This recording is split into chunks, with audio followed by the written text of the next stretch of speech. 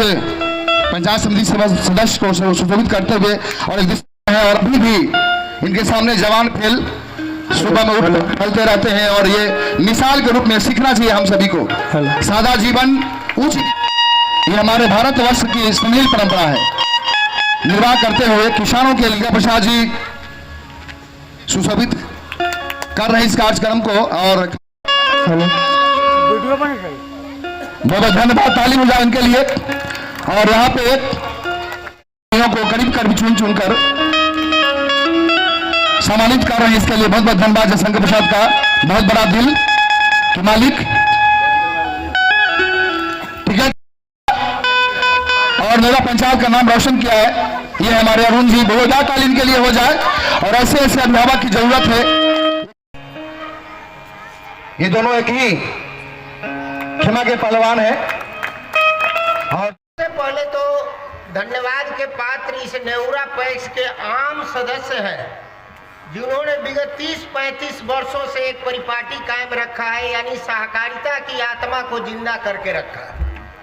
और वो आत्मा हमारे पूर्व के वक्ताओं ने आपको बताया है, शायद आप स्मरण भी करेंगे कि विगत 30 से 35 वर्षों के बीच में कभी भी यहाँ सविरोध निर्वाचन नहीं हुआ, यानी जब भी हुआ आप लोगों ने एक मत बना करके किसी एक व्यक्ति को चुन लिया। आज वो आपके बीच में विराजमान है कवि जी, जो बड़ा ही तरीके से जब बहुदलीय सहयोग समितियां हुआ करती थी उस समय से समेटते हुए आज आपके 2008 के परिवेश में एक पैक्स का रूप रखा।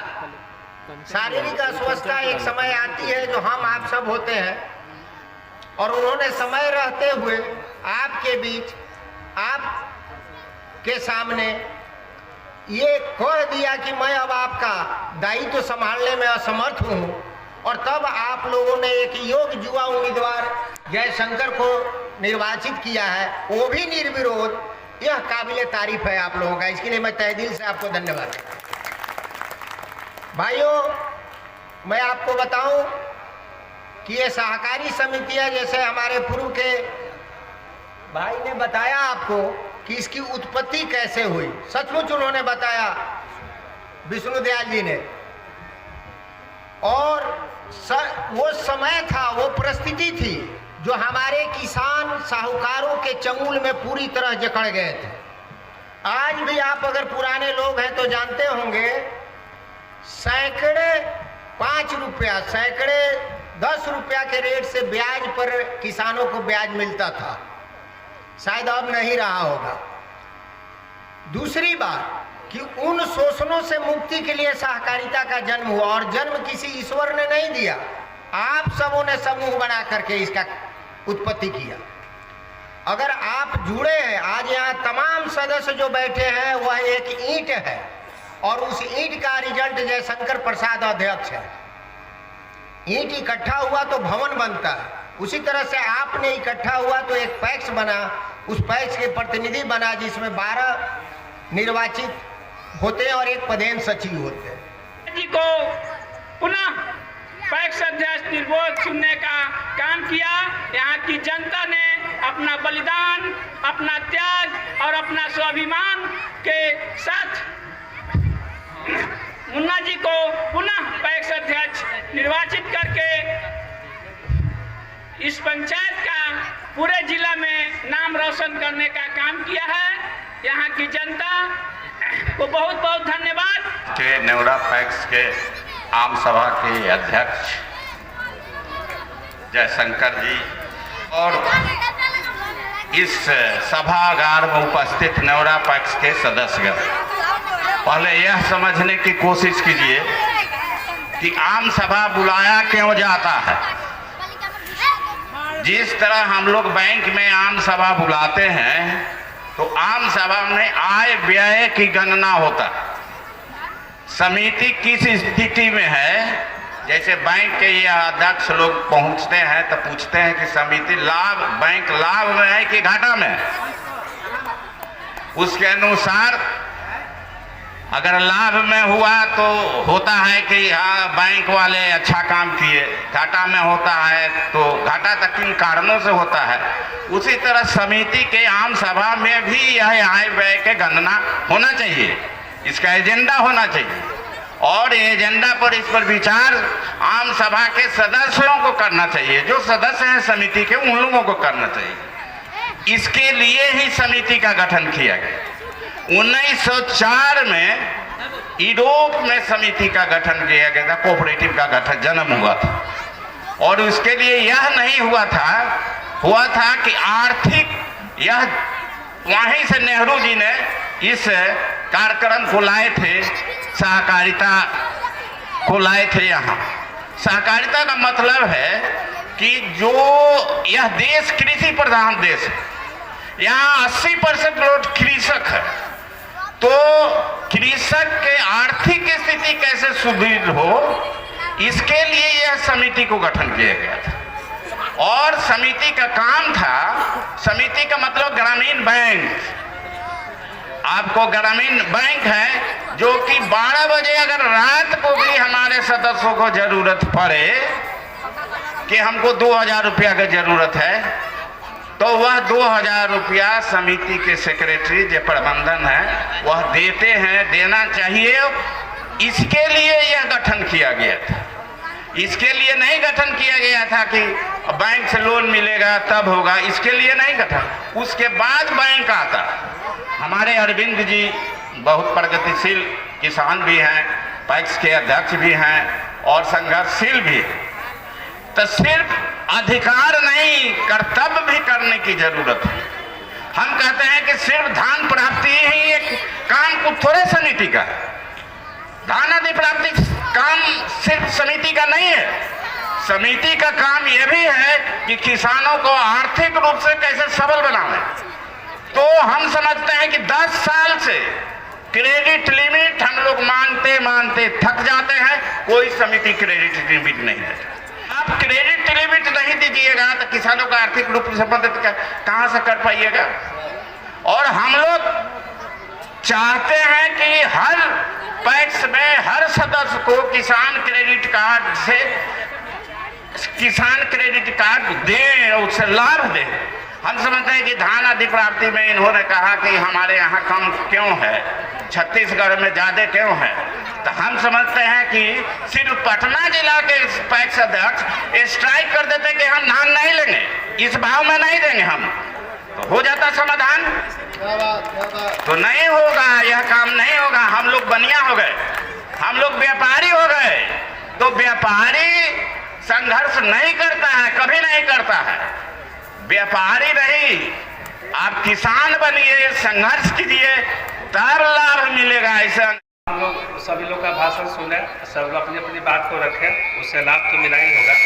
मैं विशेष रूप से कहना चाहूँगा, हमारे पीसीसी बैंक के वाइस चेयरमैन गार्जियन तुल्य है। अभी हम लोग जो भी सोसाइटी में काम कर रहे हैं उसमें बहुत सारी समस्या आती है, लेकिन आप लोग का सहयोग से हम लोग दौड़ते हैं, विभाग को बार बार जाते रहते हैं, तब जाके आप लोग काम होता है। तो सरकार के द्वारा कोई भी फैसिलिटी है निर्धारित है, हम लोग उसको बड़ा करते हैं, उसका ताकत आप लोग हैं। अभी हम लोग कभी नहीं ले गए आप लोग को विभाग का चक्कर लगाने के लिए या क्या क्या समस्या आती है। तो हमारे यहाँ गार्जियन तो बैठे हैं। अभी हमारे सीसी हम लोग लोन लेकर ये धान अधिप्राप्ति काम करते हैं, जिससे आपका भुगतान होता है। तो उसमें हम इसे कहना चाहेंगे कि उसका सीसी पे हमेशा नियंत्रण में रखें, ताकि पैक्स को कम सूद लगे। अब दूसरी बात, अभी आप सुने होंगे मध्य प्रदेश, छत्तीसगढ़, उड़ीसा में 3 ऐसा राज्य है जहाँ पे भारत सरकार का एमएसपी के अलावा वहाँ पे बोनस की राशि दी जा रही है। बोनस के लिए हम लोग निरंतर सरकार से मांग करते आ रहे हैं। और हमारे अभिभावक जो है, मैं इनके कहना चाहूँगा कि अपने स्तर से सरकार हम लोग को, हमारे किसानों को बोनस दे। किसान हमारे अन्नदाता है और हमारा मानना है कि इनका स्थान सबसे ऊपर होना चाहिए। ऐसे अन्नदाता है कि अपने आप पर आ जाए तो सोने की थाली और पैसा सब जेब में रह जाएगा, किसी को भूखे मरने की नौबत आ सकती है। तो आप अपनी ताकत को कम ना के, और हम अपने स्तर से आपको सर्वोपरि मानते हैं और सदैव मानेंगे। और सबसे महत्वपूर्ण, अभी धान अधिप्राप्ति में आप लोग का 2300 रुपये प्रति क्विंटल धान सरकार निर्धारित की है। हम लोग कई वर्षों से मांग करते आ रहे हैं सरकार को, जिस प्रकार से छत्तीसगढ़, मध्य प्रदेश, उड़ीसा की सरकार अगर वो बोनस देती है अभी 3100 रुपया रेट है आपका, 3100 रुपया रेट निर्धारित किया गया है उड़ीसा में, छत्तीसगढ़ में। तो हम चाहेंगे कि हमारे भी किसान को 2300 के अतिरिक्त बोनस की राशि देकर वो 31 रुपया का भुगतान किया जाए। इसके लिए हम अपने माननीय उपाध्यक्ष PCC बैंक के जो है यहाँ विद्यमान है, मैं बोलूँगा कि आप अपने स्तर से इस बात को आप ताकत के साथ सरकार के सामने रखा जाए। हम लोग तो निरंतर रखे रहे हैं, इससे किसानों का लाभ हो। हम तो बोले कि 800 नहीं, कम से कम 500 रुपया प्रति क्विंटल हमारे किसान को दिया जाए इस बार के खरीद में।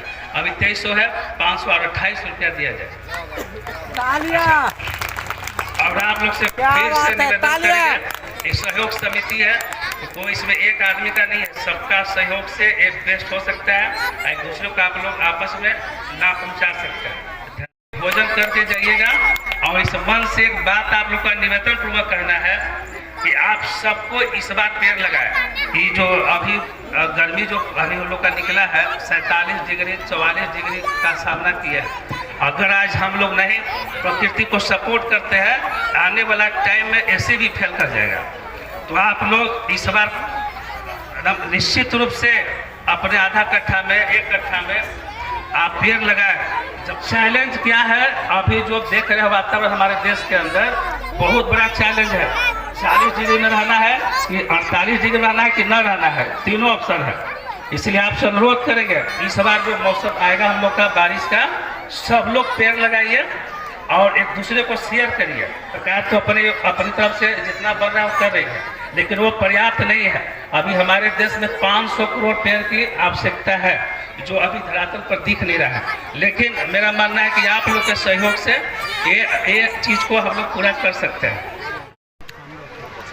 हमारे साथ है पूर्व पंचायत समिति विजय यादव जी, इनसे हम बात करेंगे और जानेंगे कि जो नए पक्ष अध्यक्ष जन बने हैं उनके बारे में क्या करते हैं, क्या करना चाहेंगे। जो नए पक्ष अध्यक्ष बने हैं, निर्विरोध निर्वाचित हुए हैं, उनको मैं सबसे पहले अपने तहे दिल से बधाई देना चाहता हूँ कि जो पिताजी किए हैं उससे 2 कदम आगे बढ़ करके इन्होंने कर करके जनता के बीच में दिखाया।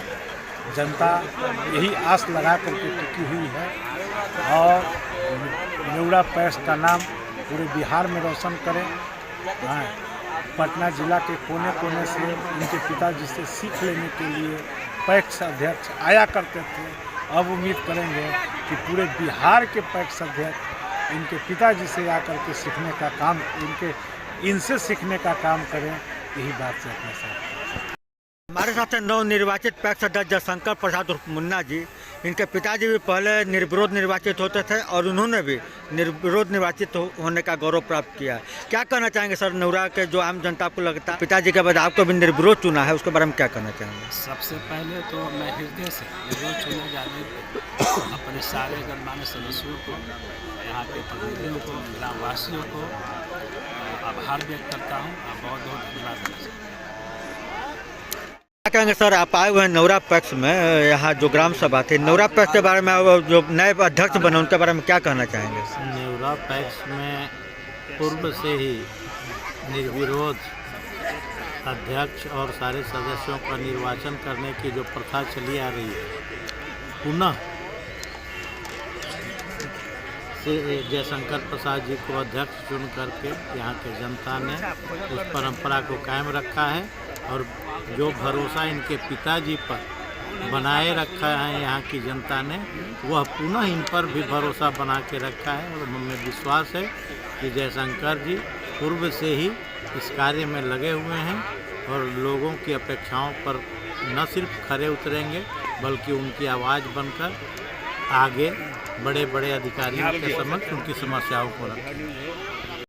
हमारे साथ है नेवरा की आम जनता जिन्होंने जयशंकर प्रसाद को निर्विरोध चुनने का काम किया। क्या नाम है सर आपका? मेरा नाम सुनील कुमार है।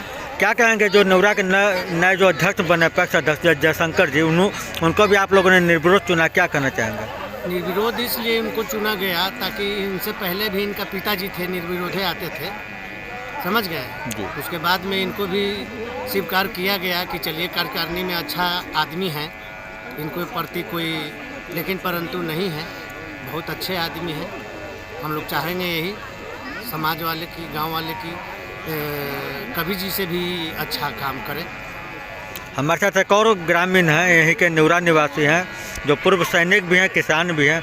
क्या कहेंगे सर, ऐसा क्या कारण है कि नेवरा में कोई इनके विरुद्ध खड़ा होने का साहस नहीं दिखा पाता है? सबसे बड़ी बात यह है कि जो आदमी अच्छा काम करते हैं या जनता को सेवा करते हैं, तो इसी कारण से उनको सेवा देखते हुए कोई उनके विरोध में खड़ा नहीं है।